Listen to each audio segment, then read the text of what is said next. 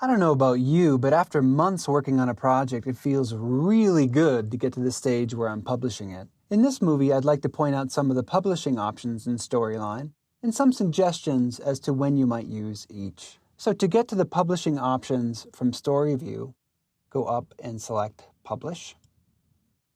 And we have our main options on the left here and our features on the right. So the first one for web, publishing for web. You'd choose this option if you're playing a presentation or a course from a website, though sometimes I'll choose this option and place the project online if something wonky is happening on a slide and I want to see if it's just some obscure restriction on my personal computer causing the problem. The features here on the right are the same for many of these options. Let me talk about them a little bit. So we have a place for a title, description, you have the option to save it where you want to save it, and a few options for publishing for HTML5 and mobile devices. So Storyline by default will publish to Flash. If it doesn't detect that the user has Flash, it'll look for the HTML5 output.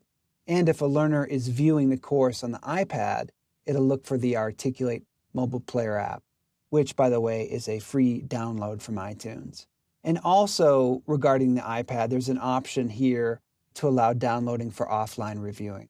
For most of my projects, I just go ahead and select all of these. And if you want to learn more about publishing for HTML5 and mobile devices, you might want to go visit that link right there. Articulate Online. This is Articulate's LMS, and there's a fee for this.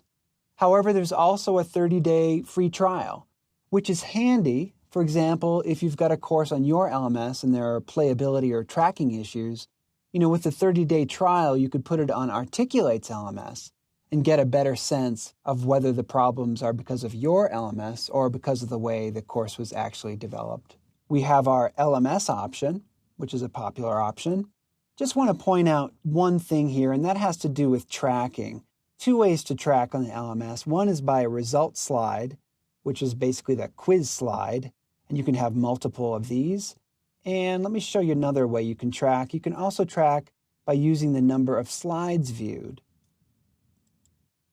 You have a CD option if you want to distribute the course through CD, and a Microsoft Word option. And many developers publish the course to Word as a way of creating a storyboard for the client. Basically, when you choose this option, Storyline is creating screenshots of your course and placing them in a Word document. And there are a few options here to show slide layers, show slide notes, and then screenshot size. And those are the publishing options in Storyline, with a few suggestions on when you might use each.